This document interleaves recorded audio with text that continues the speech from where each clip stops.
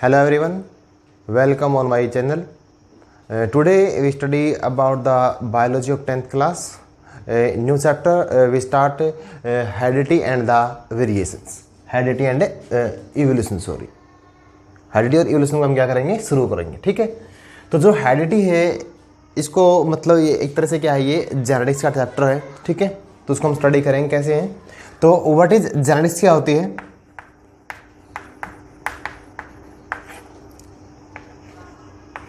तो it is study of heredity and variations. Heredity की और वेरिएशंस की स्टडी को हम बोलते हैं जेनेटिक्स. क्या बोलते हैं, जेनेटिक्स बोलते हैं. ठीक है, तो जो फादर है जेनेटिक्स का वो कौन है, George G.J. Mendel, George John Mendel. जो जॉर्ज जॉन मेंडल है is the father of the genetics. ठीक है, जो टर्म है जेनेटिक्स की वो दी थी बैटसन ने. Bateson gave the term genetic. जो जेनेटिक्स की टर्म किसने दी थी, बैटसन ने दी थी. ठीक है, तो व्हाट इज हेरिडिटी, क्या होती है, क्या होती है हेरिडिटी, क्या होती है.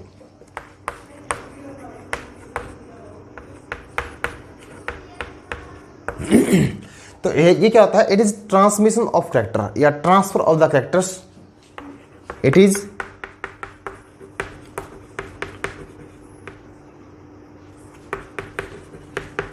Is transmission of characters from parents to the offspring. From parents to offspring. मतलब क्या हुआ, माता पिता से गुणों का बच्चों के अंदर ट्रांसफर होना. माता पिता से गुणों का किसमें जाना, बच्चों के अंदर जाना, तो उसको हम बोलते हैं हेरिडिटी बोलते हैं. आपको सुना होगा कई बोलते हैं ना गांव के अंदर, जैसे कि भाई लड़के तेरी शक्ल तेरे पापा पे गई है, तेरी शक्ल जो क्या है तेरी मम्मी पे गई है. ठीक है, तो वो जो शक्ल का सिस्टम है किसके कारण होता है, वो हेरिडिटी के कारण होता है, सॉरी जीन के कारण होता है. और जो कैरेक्टर ट्रांसफर होते हैं किसके कारण होते हैं, जीन के कारण होते हैं. और कैरेक्टर ट्रांसफर होना उसको हम बोलते हैं हेरिडिटी. क्या बोलते हैं, हेरिडिटी. और सेकेंड हमारा क्या है, वेरिएशन. क्या है, वेरिएशन. तो जो वेरिएशन होता है ये होता है डिफरेंस, विभिन्नता. ठीक है, तो it is the difference, it is difference among the member of a species, among the members of a species. किसी भी एक जाति के जीवों में जो एक अंतर होता है उसको हम बोलते हैं वेरिएशंस. ठीक है, या आप इसको ऐसे भी डिस्क्राइब मतलब एक्सप्लेन कर सकते हो, it is difference among the parents and offspring. Parents में और ऑफस्प्रिंग के अंदर जो डिफरेंस होता है उसको भी हम क्या बोलते हैं, वेरिएशंस बोलते हैं. क्या बोलते हैं, वेरिएशन. ठीक है, तो जो वेरिएशन है वो बेसिकली 2 टाइप की होती है. कितने टाइप की होती हैं, 2 टाइप्स की. ठीक है, तो फर्स्ट तो होती है हमारी सोमैटिक वेरिएशन. कैसी होती है, सोमैटिक वेरिएशन. और सेकंड होती है गैमेटिक वेरिएशन. Gametic variation. जो सोमैटिक वेरिएशंस होती है that those variation that occur due to change in the somatic cell. ठीक है, सोमैटिक सेल में क्या होगा, चेंज होगा. तो सोमैटिक सेल में चेंज होने के कारण जो वेरिएशंस होंगी उसको हम क्या बोलते हैं, somatic cell, sorry somatic variation. ठीक है, नेक्स्ट होता है हमारा गैमेटिक वेरिएशंस. अब गैमेटिक सेल में अगर चेंज हुआ, किस में चेंज हुआ, गैमेटिक सेल में. ठीक है, तो गैमेटिक सेल में चेंज होने के कारण, किसमें, गैमेटिक सेल में चेंज होने के कारण जो वेरिएशंस पैदा होगी उसको हम बोलते हैं गैमेटिक वेरिएशंस. ठीक है, तो हमारी बॉडी के अंदर जो गैमेटिक सेल कौन सी होती है, जो टेस्टिस और जो ओवरी होती है ह्यूमन के अंदर, these are the gametic cell. ठीक है, टेस्टिस और जो ओवरी क्या है, टेस्टिस एंड ओवरीज. ओवरी होती है फीमेल के अंदर, टेस्टिस होता है मेल के अंदर. ठीक है, तो मेल के अंदर तो टेस्टिस क्या करता है, गैमेट फॉर्मेशन में हेल्प करता है. अगर और ओवरी क्या करती है, इसमें फीमेल के अंदर गैमेट बनाने में हेल्प करती है. अगर इनके अंदर कोई चेंजेस होता है जिससे गैमेट सही नहीं बनते तो उसको अगर गैमेट के कारण कोई वेरिएशंस आती है गैमेट सही ना बनने के कारण, उसको हम बोलते हैं गैमेटिक वेरिएशंस. अब इन जो टेस्टिस और ओवरी जो हमारे प्राइमरी सेक्स ऑर्गन होते हैं ह्यूमन के अंदर, इनसे अलग किसी सेल में चेंज होती है. ठीक है, कोई बदलाव आता है तो उसको हम बोलते हैं सोमैटिक सेल बोलते हैं. ये 2 सेल क्या हमारी गैमेटिक, और बाकी और सेल हमारी क्या होती हैं, गैमेटिक होती हैं. कैसी होती हैं, गैमेटिक. ठीक है, अब जो वेरिएशंस हैं, वेरिएशंस का कोजेज क्या होते हैं, what are the causes of variations, जो वेरिएशंस हैं वो क्यों आती हैं।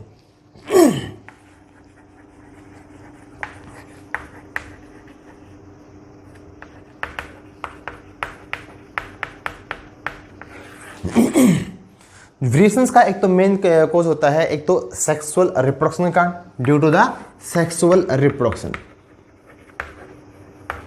जो सेक्सुअल रिप्रोडक्शन है, it is the main cause of the variations का क्या होता है, मेन कोज होता है, क्योंकि सेक्सुअल रिप्रोडक्शन में क्या होगा, एक मेल होगा और एक क्या होगा, फीमेल होगा। ठीक है, तो गैमिट बनते हैं तो क्या होता है, इसमें स्पर्म हो गया, क्या हो गया, स्पर्म, और इसमें क्या हो गया, ओवा हो गया। तो ये दोनों क्या होते हैं, नेचर में हैप्लॉइड होते हैं। ठीक है, आदमी क्या होता है नेचर में, जो हमारी जो सेल होगी वो तो क्या होती हैं, डिप्लॉइड होती हैं। गैमेट हमेशा क्या होते हैं, हैप्लॉइड होते हैं नेचर के अंदर। ठीक है, डिप्लॉइड होता है मतलब जो डबल सेट होता है क्रोमोसोम को हम बोलते हैं डिप्लॉइड, और हैप्लॉइड क्या होता है, सिंगल सेट ऑफ क्रोमोसोम को बोलेंगे हम हैप्लॉइड। जो हमारे गैमेट होते हैं वो नेचर में कैसे होते हैं, हैप्लॉइड होते हैं। कैसे होते हैं, हैप्लॉइड। अब दोनों गैमेट आपस में मिलेंगे, ठीक है, जिससे क्या बनता है, जाइगोट। क्या बनेगा, जाइगोट। और जाइगोट में आगे डिवीजन होने से क्या बनता है, कोई भी एक न्यू ऑर्गेनिज्म बनता है, कोई नया जीव बनता है, कोई न्यू इंडिविजुअल बनेगा ना। तो इस इंडिविजुअल के अंदर क्या है, दोनों के क्या है, कैरेक्टर्स आएंगे, किसके, मेल के भी और फीमेल्स के भी। तो जिस दोनों कैरेक्टर आने के कारण ये जो न्यू जो ऑर्गेनिज्म है, तो ये दोनों से क्या होगा, डिफरेंट होगा। ठीक है, लेकिन इनके जो कैरेक्टर है इसमें क्या है, सिमिलरिटी कुछ ना कुछ इसकी जो इसके अंदर मिलती है, लेकिन दोनों से क्या होती है, अलग होता है। तो जिसके कारण इसमें क्या होता है, इसको बोलते हैं वेरिएशंस, किसको, सेक्सुअल रिप्रोडक्शन को। ठीक है, सेकंड होगा change in DNA structure. DNA structure में क्या कोई भी चेंज हो जाए, अगर डीएनए की आकृति में कोई चेंज होगा तो उसके कारण भी क्या है, आपके अंदर क्या है, वेरिएशंस आएंगी। ठीक है, क्योंकि because DNA is the genetic material. ठीक है, और इसके ऊपर क्या होते हैं, जीन होते हैं, और जीन के कारण क्या होते हैं, कैरेक्टर ट्रांसफर होते हैं। ठीक है, तो डीएनए क्या होता है, जेनेटिक मटेरियल बोलते हैं इसको, हम क्या बोलते हैं, जेनेटिक मटेरियल। ठीक है, तो जेनेटिक मटेरियल होता है तो इसके ऊपर क्या होते हैं, डीएनए में जीन्स आर प्रेजेंट। ठीक है, और जीन क्या है, unit of heredity, unit of heredity होती है। जीन क्या है, यूनिट ऑफ हेरिडिटी, मतलब जीन के कारण ही क्या होते हैं, माता पिता से बच्चों में कैरेक्टर ट्रांसफर होते हैं, किसी कारण होते हैं, जीन के कारण। ठीक है, और change in the DNA structure के अंदर चेंज के कारण। ठीक है, और क्या हो गया, due to the crossing over,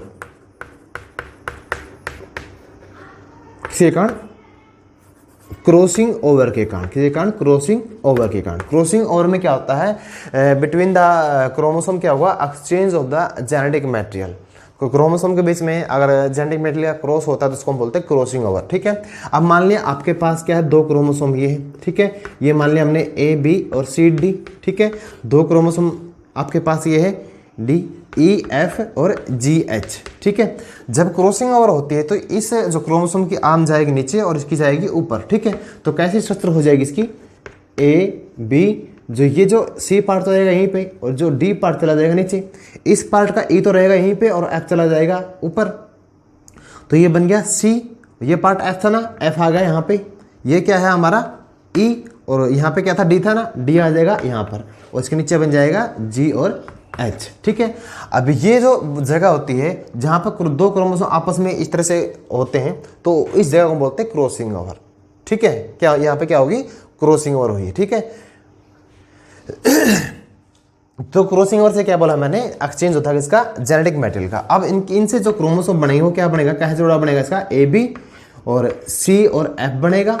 ठीक है, और यहाँ पे बनेगा ई और डी और जी और एच बनेगा। क्या बनेगा, जी और एच। तो इस तरह से इनके अंदर क्या होते हैं, क्रॉसिंग ओवर होती है, पेयरिंग फिर अलग अलग हो जाती है उससे।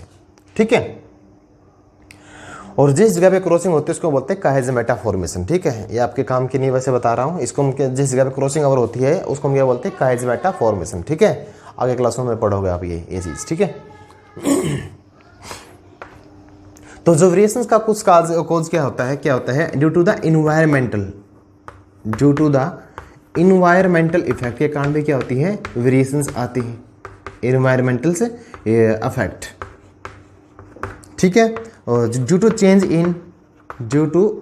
इन क्रोमोसोम स्ट्रक्चर, अगर क्रोमोसोम की आकृति में क्या होता है, बदलाव होता है, तो भी क्या है, वो किसका कॉज है, it is cause of the variations, उसके कारण भी क्या आपके अंदर वेरिएशंस आ सकती है। तो ये क्या है, मेन कॉजेज हैं, इनमें से मेन है आपके 1, 2 और 3, ठीक है। वैसे तो इनके कारण भी आते हैं, तो ये भी अच्छा पॉइंट है वैसे।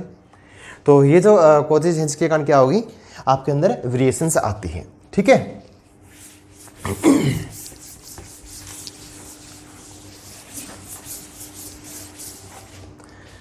तो हमने जीजे मेंडल को बोला था कि वो क्या है, फादर है किसका, जेनेटिक्स का। तो जो जीजे मेंडल कौन था, उसने क्या किया था, इसको फादर क्यों मानते हैं, वो हम देखेंगे। तो जीजे मेंडल का जो जन्म है वो कब बोर्न हुए थे, 1822 के अंदर, 1822 के अंदर, ठीक है। अपने इन्होंने क्या की, पढ़ाई की पहले, तो उसके बाद ये एक प्रिस्ट बन गए, क्या बन गए, प्रिस्ट, पादरी बन गए, ठीक है, मंदिर में, ठीक है। पादरी कहाँ पे गए थे, ये गए थे वियना गए थे। तो वहाँ पे इन्होंने क्या कहते हैं, स्टडी की थी नेचुरल हिस्ट्री की और फिजिक्स की, ठीक है। तो वहाँ पर मेंडल को क्या कर लिया, अपॉइंट कर लिया गया किसके रूप में, प्रिस्ट के रूप में, एक मंदिर के अंदर, ठीक है। तो वहाँ पर इसको क्या कर दिया, अपॉइंट किसके लिए किया था भाई, इसको क्या करना था, पी प्लांट पे काम करना था। किसके ऊपर करना था, पी प्लांट के ऊपर क्या करना है, इसको काम करना है। कितने साल के लिए, 8 ईयर के लिए, कितने, 8 ईयर्स के लिए। तो इसने काम किया था 1856 से 1864 ईस्वी तक, इन 1856 टू 1864 तक इसने क्या किया था, काम किया था for the 8 year on the P plant. जो पी प्लांट, इसका साइंटिफिक नेम होता है पायसम सटिवम, पायसम सटिवम, ठीक है। तो ये इसका क्या है, साइंटिफिक नेम है, ठीक है, किसका, पी प्लांट का। जो साइंटिफिक नेम लिखते हैं तो उसको क्या करते हैं, अंडरलाइन करते हैं, क्या करते हैं, इसको अंडरलाइन करते हैं, ठीक है। तो इसने क्या किया था, इसके ऊपर काम किया था, 1864 तक काम किया था, और 1866 के अंदर इसने क्या कर दिया था, अपना जो रिजल्ट था वो एक मैगजीन में इसने मतलब पब्लिश करवाया था, और मैगजीन का नाम था एनुअल प्रोसीडिंग, ठीक है। एनुअल प्रोसीडिंग एक मैगजीन का नाम है जिसमें इसने अपने रिजल्ट को पब्लिश करवा दिया था, ठीक है। तो उस टाइम पे क्या हुआ कि जो इसका जो वर्क था वो बहुत एडवांस था, और जिसके कारण इसका जो मतलब इसको खुद को विश्वास नहीं था कि मेरा जो मैंने वो जो काम दिया है, जो रिजल्ट दिया है वो क्या है, सही भी है, ठीक है। लेकिन 19वीं सेंचुरी के अंदर क्या है, इसका जो रिजल्ट को दोबारा से मतलब डिस्कवर किया गया, तो उसके रिजल्ट क्या पाए गए, सही पाए गए थे, ठीक है। तो जो मेंडल ने पी प्लांट को क्या किया था, चूज किया था। तो इसने पी प्लांट को चूज क्यों किया, why Mendel choose, why he choose pea plant, ठीक है। फर्स्ट थिंग तो क्या थी, pea plant have 7 contrasting character.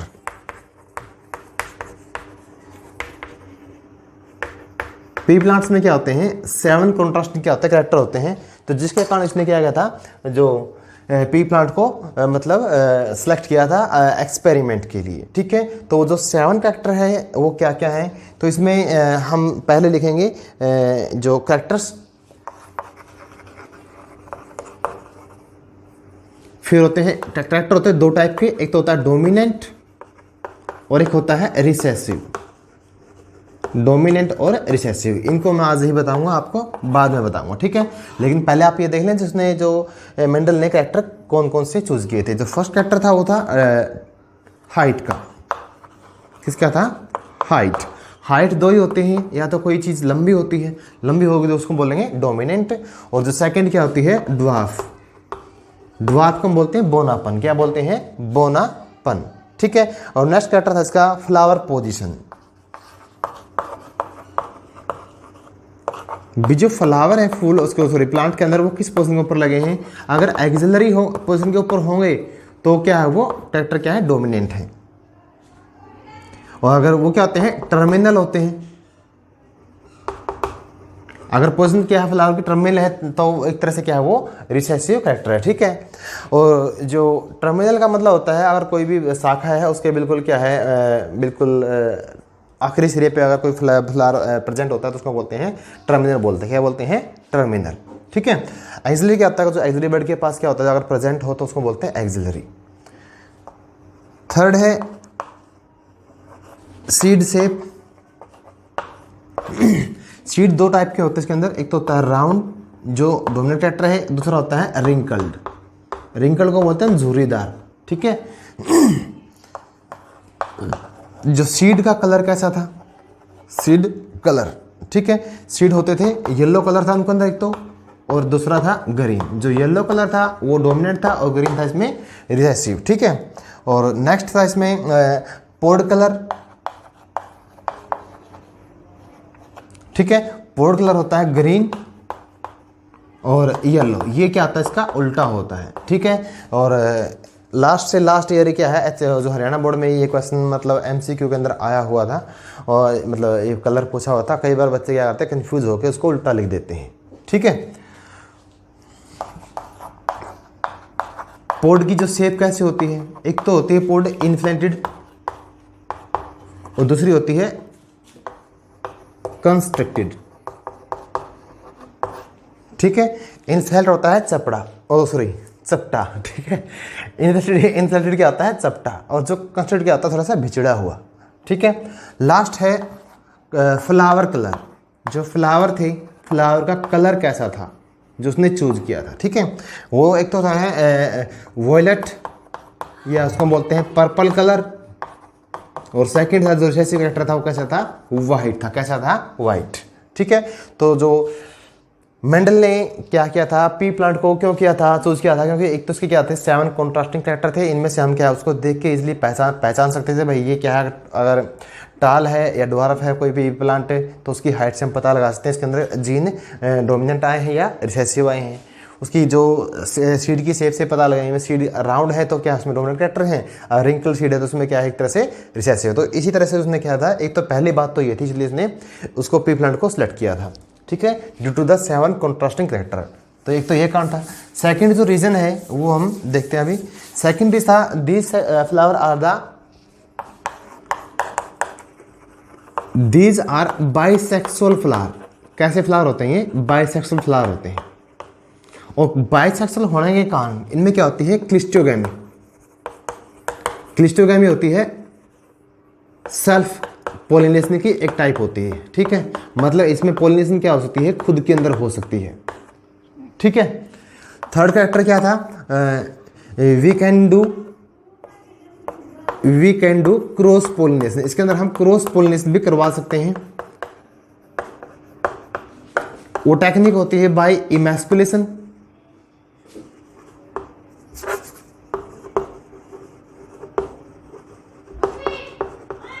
And bagging, and by bagging technique, ठीक है। इमैस्कुलेशन क्या होता है, कोई भी अगर बाइसेक्सुअल फ्लावर है, क्या है बाइसेक्सुअल फ्लावर है, अगर आपने उसमें से केवल मेल पार्ट को कट कर दिया, क्या किसको कर दिया, मेल पार्ट को अलग कर दिया, ठीक है। उसमें फ्लावर में क्या रह जाएगा, केवल फीमेल पार्ट रह जाएगा, ठीक है। फ्लावर में से मेल पार्ट को कट करके अलग करने को बोलते हैं हम इमैस्कुलेशन। अब आपने कट कर दिया, कट करके उसको पॉलीथीन से क्या कर दो, कवर कर दो। पॉलीथीन से कवर करने की टेक्निक को बोलते हैं हम बैगिंग, ठीक है। इमैस्कुलेशन क्यों करते हैं, ताकि उसके अंदर सेल्फ पोलिनेशन ना हो, जैसे हम चाहें उसके अंदर पोलन ग्रेन डाल सकें, ठीक है। बैगिंग क्यों करते हैं, ताकि कोई भी अनवांटेड पोलन ग्रेन उसके ऊपर आकर उसकी पोलिनेशन या उसकी फर्टिलाइजेशन ना कर दे, ठीक है। फोर्थ था they have short life span. जो जीवन काल होता है वो क्या होता है, इसका छोटा होता है। लाइफ स्पान मतलब क्या होता है, एनुअल, लगभग 6 मंथ। ये एनुअल का जो क्या होता है, पेड़ क्या होता है 6 मंथ का होता है, ठीक है। तो शॉर्ट लाइफ स्पान था। एंड नंबर ऑफ ऑफस्प्रिंग, या फिर इसके तो हम बोलेंगे सीड बोल सकते हैं। जो सीड का क्या था, नंबर क्या था, हाई था, ज़्यादा था, जिसके कारण हम उसके कैरेक्टर को पहचानना क्या होता है, आसान होता है। और इस प्लांट को इजी टू हैंडल्स, और एंड ये कैसे होता है, कैन बी इजीली ग्रो, इसको हम आसानी से उगा सकते हैं।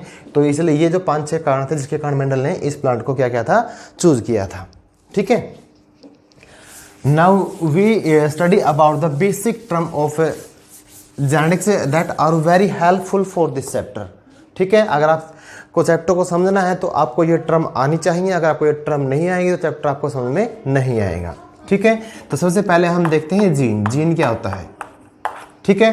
तो जीन क्या होती है, small segment of the DNA, small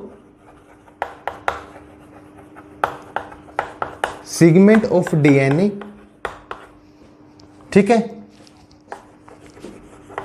which carry the unit of heredity, या which carry the gene, simple gene लिख लो, सॉरी विच कैरी द क्या है, small segment of the DNA which carry the, या sorry which transfer the, sorry which transfer the character, which transfer the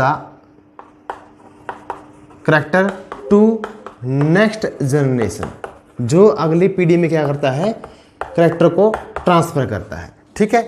तो जो DNA छोटा टुकड़ा उसको हम क्या बोलते हैं, जीन बोलते हैं, क्या बोलते हैं, जीन, ठीक है। एक होता है जीन लोकस, क्या होता है, लोकस का मतलब होता है location, the point where gene are present, जहां पे जीन क्या होते हैं, प्रेजेंट होते हैं, उसको बोलते हैं जीन लोकस। और जीन कहाँ पे प्रेजेंट होते हैं, these are present on the chromosomes, और डीएनए के अंदर क्या होते हैं, ऑन द क्रोमोसोम या डीएनए के ऊपर क्या होते हैं, प्रेजेंट होते हैं। जीन कहाँ पे होते हैं, डीएनए में, या आप इसको बोल दो, सॉरी किसके ऊपर, क्रोमोसोम के ऊपर, किसके ऊपर होते हैं, जीन ऑन द क्रोमोसोम्स। और डीएनए किसका, सॉरी जीन किसका पार्ट है, डीएनए का पार्ट है, जीन किसका पार्ट है, डीएनए का, ठीक है। जीन कहाँ पे होते हैं, ऑन द क्रोमोसोम, ठीक है, कहाँ पे होंगे, क्रोमोसोम के ऊपर, ठीक है। और जीन क्या है, यूनिट किसकी, हेरिडिटी की, काम क्या होता है, ट्रांसफर करना किसको, कैरेक्टर को टू द नेक्स्ट जनरेशन, एक पीढ़ी से दूसरी पीढ़ी में कैरेक्टर को लेके जाने में जो हेल्प करते हैं, ठीक है। एक होता है अलील्स, इसको हम बोलते हैं कॉन्ट्रास्टिंग या different form of gene is called as allele, उसको हम क्या बोलते हैं, अलील बोलते हैं, ठीक है। तो अगर डिफरेंट फॉर्म में जीन प्रेजेंट होता है उसको हम क्या बोलेंगे, अलील बोलेंगे, ठीक है। जैसे कैपिटल टी और small T, these are the allele, ठीक है। आप ये मान लो जो x बड़ा है एक छोटा है, ठीक है, या x बड़ा है y छोटा है, तो ये जो अगर डिफरेंट फॉर्म हो किसी जीन के, उसको हम क्या बोलते हैं, अलील्स बोलते हैं, क्या बोलते हैं, अलील्स, ठीक है। एक होता है हिट्रोजाइगस, एक होता है होमोजाइगस, क्या होता है, हिट्रोजाइगस और होमोजाइगस। ये टर्म बेटा आपको ध्यान में रखनी पड़ेगी, इनके बिना चैप्टर समझ में नहीं आएगा। हिट्रो होता है डिफरेंट, ठीक है। तो जो different form of the gene is called as heterozygous conditions, क्या बोलते हैं, अगर जीन क्या होते हैं, डिफरेंट कंडीशन में प्रेजेंट, उसको क्या बोलेंगे, हिट्रोजाइगस। तो ये जो अलील्स और हिट्रोजाइगस को आप ये मान सकते हो, ठीक है। Different form of A gene, किसी भी जीन की क्या होगी, अगर डिफरेंट फॉर्म प्रेजेंट है तो उसको बोलते हैं हमें हिट्रोजाइगस कंडीशन, ठीक है। अगर किसी भी जीन की क्या होती है, same condition are present, if both gene present in same condition, अगर दोनों gene, both gene present in same form, एक ही अवस्था में एक ही आकार के दोनों जीन प्रेजेंट हो तो उसको क्या बोलते हैं, होमोजाइगस। होमो होता है सेम, हिटेरो होता है डिफरेंट, ठीक है। होमो क्या होता है, सेम, ठीक है। अगर किसी जीव के अंदर दोनों जीव के अंदर बोलोगे तो होमोजाइगस इंडिविजुअल बोलोगे, ठीक है। हिट्रोजाइगस इंडिविजुअल क्या होता है, जिसमें अलग अलग तरह के जीन प्रेजेंट हो, जिस तरह से ये क्या है, हिट्रोजाइगस है, ठीक है। अगर होमोजाइगस इंडिविजुअल क्या होगा, जिसमें दोनों जीन क्या होंगे, सेम टाइप की क्या हो, प्रेजेंट हो। अब मान ले क्या है, दोनों कैपिटल है टी है, या दोनों स्मॉल टी है, तो ये क्या है, होमोजाइगस कंडीशन, क्या है ये, होमोजाइगस। ह्यूमन फीमेल है, ये भी क्या है, होमोजाइगस। यहाँ पे अगर एक्स और वाई लिखोगा ह्यूमन के लिए तो ये क्या है, हिट्रोजाइगस कंडीशन है, क्या है, हिट्रोजाइगस, ठीक है। मैन नेचर में हिट्रोजाइगस होता है, फीमेल क्या होता है, होमोजाइगस होता है नेचर के अंदर, ठीक है।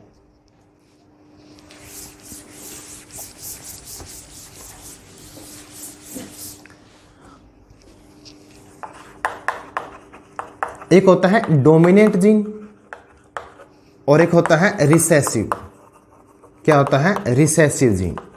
तो डोमिनेंट जीन क्या होते हैं, दोज जीन, वो gene which can express themselves, जो अपने आप को एक्सप्रेस करवा सकते हैं इन हिट्रोजाइगस कंडीशन, कौन सी कंडीशन बोली मैंने, heterozygous, and appear in first generation, and appear in first generation. जो पहली पीढ़ी में क्या आपको दिखेंगे तो वो जीन कैसा होगा, डोमिनेंट होता है। कैसा होता है, dominant gene express can express themself in the first generation, but जो रिसेसिव जीन है it can not express in the first generation. अगर वो हेटेरोजेनियस कंडीशन में है तो वो फर्स्ट जनरेशन में एक्सप्रेस नहीं कर सकता। ठीक है, और ये देखेंगे पहली पीढ़ी में, ये देखेंगे आपको सेकंड पीढ़ी के अंदर। ठीक है, इसमें बोलेंगे हम those gene which can not express in heterozygous condition, express in hetero या हेटेरोजाइगस कंडीशन, हेटेरोजाइगस कंडीशन में जो अपने आप को एक्सप्रेस नहीं कर सकते। And appear only second generation. कौन सी जनरेशन में, सेकंड जनरेशन में वो अपीयर हो सकते हैं, फर्स्ट में वो अपीयर नहीं होंगे, हाइड हो जाते हैं कैरेक्टर। ठीक है, अब जो डोमिनेंट जीन मैंने इसमें क्या बोला, हेटेरोजाइगस कंडीशन। ये मान ले क्या आपके पास ये इस तरह जीन है तो ये क्या है, हेटेरोजाइगस कंडीशन के अंदर है। अगर आप इसका क्रॉस करवाओगे किसी भी स्मॉल प्लांट से, ये क्रॉस कल करवाऊंगा मैं आपको। ठीक है, और आप क्रॉस करवाते हैं तो पहली पीढ़ी में क्या आएंगे, इस तरह के जीन आएंगे। ठीक है, तो ये जो जीन है ये किसको रिप्रेजेंट करेंगे, टोल प्लांट को। किसको करेंगे, ये टोल प्लांट को ये क्या करते हैं, रिप्रेजेंट करते हैं। मतलब ये जो जीन थे यहाँ पे रिसेसिव था, यहाँ पे अकेला क्या था, डोमिनेंट एक ही था। तो इस जीन ने अपने आप को क्या कर दिया, एक्सप्रेस कर दिया। ये टोल का जीन था तो यहाँ पे प्लांट कैसे पैदा हुए हैं, टोल ही पैदा हुए हैं। मतलब ये जो जीन क्या करते हैं, हेटेरोजाइगस कंडीशन के अंदर भी अपने आप को एक्सप्रेस करेंगे और पहली पीढ़ी में ही क्या ये अपीयर हो सकते हैं। ठीक है, जैसे जीन कौन से होंगे, which can not express themself in the heterozygous condition. अब मैंने ये देखो, अब ये जीन था, ये जीन क्या है, यहाँ पर अपीयर हुए नहीं, क्योंकि ये जीन किसके लिए, ड्वार्फ के लिए। ड्वार्फ ये प्योर ड्वार्फ है, ये एक हाइब्रिड है। अब इसके जीन यहाँ पे आए ही नहीं, इसके जीन यहाँ पर आए ही नहीं, तो इसका मतलब क्या है, ये कैसा जीन है, रिसेसिव जीन है। कैसा जीन है, ये रिसेसिव। ठीक है, इसके ऊपर क्वेश्चन भी है, वो कल बताऊंगा आपको मैं। आज सिर्फ जो बेसिक टर्म है वो समझो, ये बहुत जरूरी है, तभी आप आगे समझ पाओगे। ठीक है,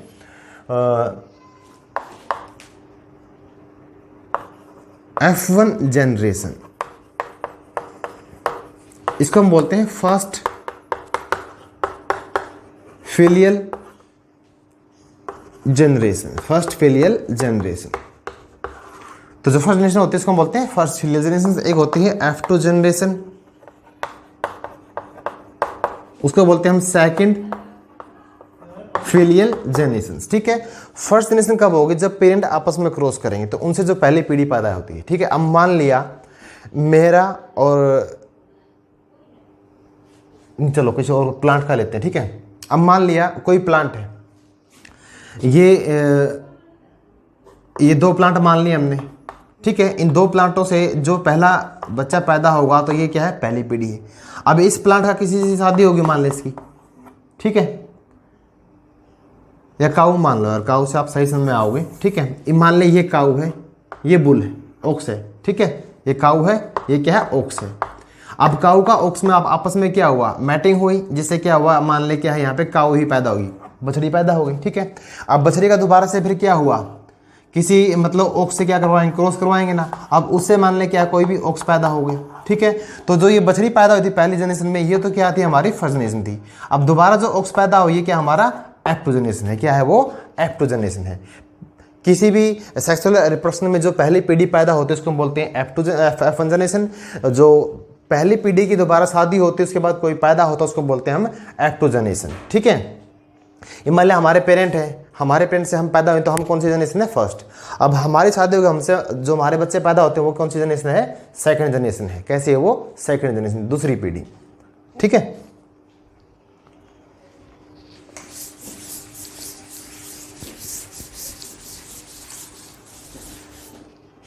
एक होता है जीनोटाइप, एक होता है फिनोटाइप। जीनोटाइप और फिनोटाइप। तो जीनोटाइप क्या होता है, it is the genetical makeup of an organism. क्या होता है ये, genetical makeup of an organism. Genetical makeup का मतलब होता है कोई भी जो ऑर्गेनिज्म है उसमें किस प्रकार के जीन प्रेजेंट हैं, उसमें किस प्रकार के जीन प्रेजेंट है तो उसका वो क्या होगा, उसका जीनोटाइप होगा। वो क्या होगा, उसका जीनोटाइप होता है, बोलते हैं उसको हम, ठीक है। ये मान लिया जो टोल प्लांट होता है ना, टोल प्लांट के लिए जीन क्या होते हैं, कैपिटल टी होता है। जो ड्वार्फ प्लांट होता है हमारा, उसके लिए क्या होते हैं जीन, क्या होते हैं, स्मॉल टी और स्मॉल टी होते हैं। अब हमको पता है अगर कैपिटल टी अगर टोल प्लांट उसमें कैसे जीन मिलेंगे आपको, कैपिटल टी मिलेंगे। ड्वार्फ प्लांट उसमें कैसे जीन मिलेंगे, स्मॉल टी मिलेंगे, ठीक है। तो जो जीन क्या करता है, मतलब किसी भी जीव में जिस प्रकार के जीव प्रेजेंट होंगे तो उसका क्या बोलते हैं, जीनोटाइप। भी उसमें इस प्रकार के जीन प्रेजेंट है किसी भी जीव के अंदर, ठीक है। नेक्स्ट क्या होता है, फिनोटाइप। तो it is the physical appearance of N organisms. किसी भी जीव की जो फिजिकल अपीयरेंस होती है तो उसको हम क्या बोलते हैं, उसका फिनोटाइप, ठीक है। मान लिया कोई भी आदमी है, वो काला दिखता है, भूरा दिखता है, लंबा है, बोना है, मोटा है, कैसा है वो, उसके कैरेक्टर हैं कैसे फिजिकल, जिन कैरेक्टर को हम बाहर से देख सकते हैं लेकिन जीनोटाइप को हम बाहर से नहीं दे सकते। इसके लिए आपको डीएनए की स्टडी करनी पड़ेगी। डीएनए स्टडी के बाद ही आप इसके जेनेटिकल मेकअप के इसके जीन को आप स्टडी कर पाओगे, ठीक है। लेकिन फिनोटाइप को तो ये जो फिजिकल कैरेक्टर है which can appear from the outside, ठीक है। जो कैरेक्टर हमें बाहर से देख सकते हैं तो उनको हम क्या बोलते हैं, फिनोटाइप बोलते हैं। कैसे बोलते हैं, फिनोटाइप, ठीक है। तो जो फिजिकल अपीयरेंस हो किसी जीव की, वो क्या रिप्रेजेंट करेगी, उसकी फिनोटाइप को वो रिप्रेजेंट करेगी। क्या करेगी, उसके फिनोटाइप को रिप्रेजेंट करेगी, ठीक है। और बेसिक में इसमें क्या रहता है,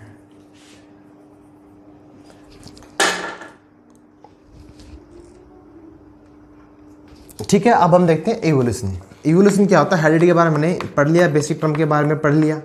अब इवोल्यूशन क्या होता है, तो it is a gradual change. It is a gradual change from simple to the complex, from simple to complex form with the time,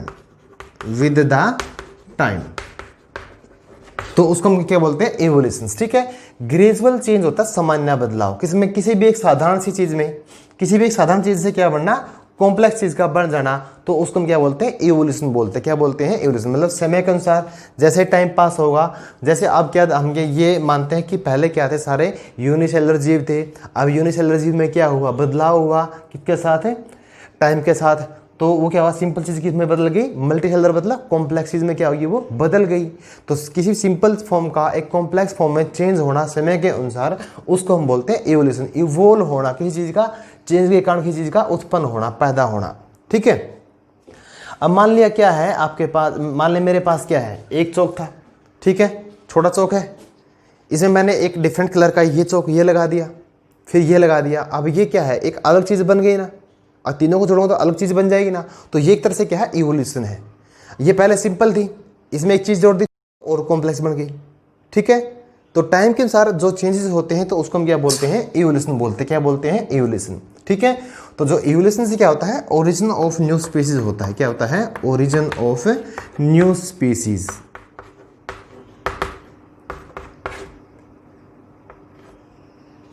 origin of new species occur with the evolutions, ठीक है। और variations भी is the cause of the origin of the new species, ठीक है। तो जो evolution है, evolution का हमें मतलब कैसे पता लगता है, तो जो इवोल्यूशन का हम पता लगा सकते हैं बाय द फोसिल्स। किसकी हेल्प से, फोसिल्स की हेल्प से। क्योंकि जो फोसिल्स होते हैं they are the dead remain of the, ये क्या होते हैं, डेड रिमेन